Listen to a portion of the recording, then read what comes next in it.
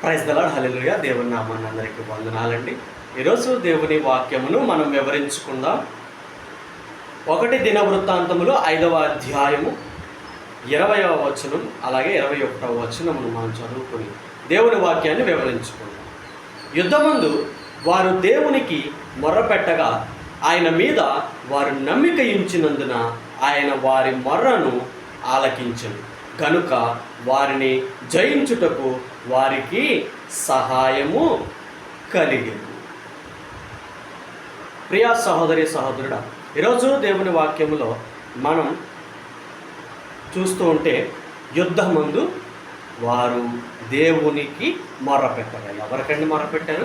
యుద్ధమందు దేవునికి మొర్రపెట్టగా. నిజముగా దేవునికి మొర్రపెట్టాలని ఆశపడి ఉంటే, యుద్ధం అంటే ఏదో కాదండి, మన జీవితంలో వచ్చేటటువంటి శ్రమలు కానీ, బాధలు కానీ, లేదా ఏదైనా ఇబ్బందులు కానీ, ఇక్కట్లు కానీ, వాటిని యుద్ధము అని అనుకుంటాం. దేవుని విషయమందు ఇక్కడ యుద్ధము యందు అంటే నీ శ్రమ యందు నీవు అంటే వారు అంటే నీవు అనుకుని దేవునికి మొర్రపెట్టగా. ఎవరికి మొర్రపెట్టాలండి? దేవునికి మొర్రపెట్టాలి. నువ్వు ఆశ్రయించవలసింది మనుష్యులను కాదు, నువ్వు ఆశ్రయించవలసింది వేరే ఎవరినో కాదండి. ఎవరిని నువ్వు ఆశ్రయించాలి?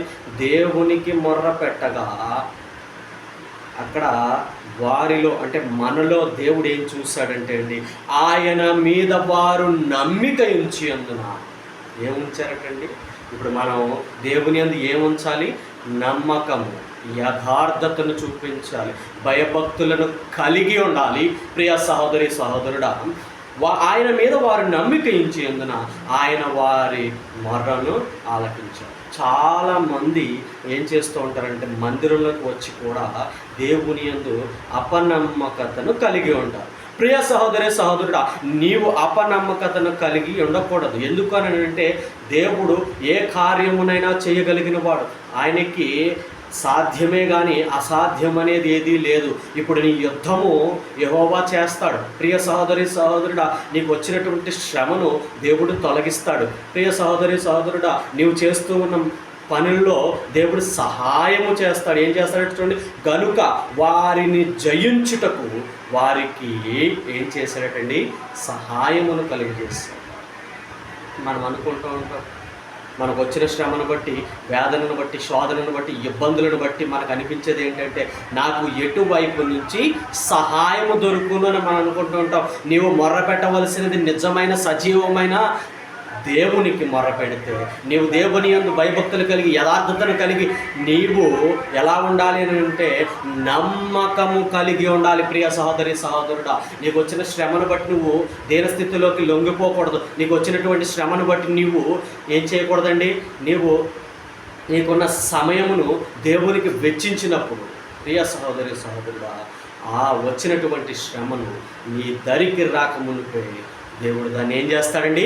తొలగిస్తాడు. ప్రియ సహోదరి సహోదరుడా, గనుక వారు జయించుటకు సహాయము కలిగిన ఆ యుద్ధమందు లేదా ఆ శ్రమను నువ్వు జయించుటకు, ఆ బాధను జయించుటకు నీకు కలిగినటువంటి ఆ ఏదో ఒక రకమైనటువంటి ఒక రోగం అవనివ్వండి, లేదా నీకు తెలియని విషయాలు ఏంటంటే మనకి చాలా విషయాల్లో మనం ఇబ్బందులు పడుతూ ఉంటాం. ఆ ఇబ్బందులను దేవుడు ఏం చేస్తాడంటే తొలగిస్తాడు. తొలగించుటకు నీకు సహాయమును కలుగజేస్తాడు. ప్రియ సహోదరి సహోదరుడా, నీ దేవుడు సజీవుడు, నీ దేవుడు నమ్మకము కలిగిన దేవుడు, నీ దేవుడు నిన్ను విడిచిపెట్టే దేవుడు కాదు. ప్రియ సహోదరి సహోదరుడా, ఇంకా యుద్ధమందు అంటే నీ జీవితంలో జరిగే యుద్ధమందు లేదా నీ జీవితంలో కలిగిన శ్రమలయందు నీవు దేవునికి మొర్ర పెట్టకుండా నీ సొంత ప్రయత్నాలు చేసుకుంటూ ఉంటే ఒక్కసారి జ్ఞాపకం చేసుకో. ప్రియ సహోదరి సహోదరుడా, నీ జీవితములో నీవు నమ్మిక ఉంచి దేవునికి మొర్ర పెడితే నీ శ్రమను తొలగించడానికి, నీ అందు యుద్ధము చేయడానికి నీకు సహాయము కలుగును.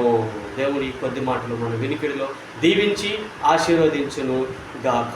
ప్రార్థన చేసుకుందాం.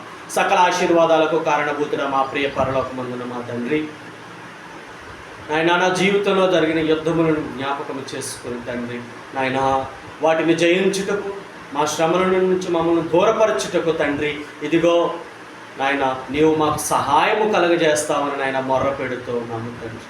నాయన నా మొరను ఆలకించే దేవుడు, నా ప్రార్థనను ఆలకించే దేవుడు ఆయన, నా పరిస్థితులను నువ్వు చూచుచున్న దేవుడవు దేవా, నీకు వందనాలు స్తోత్రాలు. ఆయన నడిచిన కాలమంతా నాయన నీవు మా కృపలో ఆయన మీ కృపలో మమ్మల్ని భద్రపరుచుకున్నందుకు మీకు వందనాలు స్తోత్రాలు తండ్రి. నాయన సహాయం ఎక్కడి నుంచి వచ్చని ఎదురు చూచుచున్నప్పుడు తండ్రి నీవే సహాయమును కలుగు చేస్తూ ఉన్న దేవా, నీకు వందనాలు స్తోత్రాలు. ఇంకను నాయన యుద్ధం వచ్చినప్పుడు లేదా శ్రమ వచ్చినప్పుడు లేదా నాయన కష్టము వచ్చినప్పుడు లేదా తండ్రి ఏది వచ్చినప్పుడైనా తండ్రి ఆయన నిన్ను ఆశ్రయించడం మానేసి మనుషులను ఆశ్రయిస్తున్నటువంటి నా ప్రియ బిడ్డలను జ్ఞాపకం చేసుకుని ఆయన నీ చిత్తానుసారముగా వారి జీవితాలను నీ చిత్తము జరుగులాగున సహాయం చేయండి. ఈ కొద్ది మాటలు ఆయన దేవుడి వినికిడిలో దీవించి ఆశీర్వదించి అలాగే వినిన ప్రతి హృదయమునకు ధన్యతను ఏర్పాటు చేయండి. ఈ కొద్ది ప్రార్థన ఈ పరలోక పద సన్నిధి చేర్చుకోమని త్వరలో రానైన యేసు నామమును బట్టి అడిగి వేడుకొంచున్నాం పరమ తండ్రి. Amen. Praise the Lord. Hallelujah. మీ బ్రదర్ శామ్యూల్ తేజ్.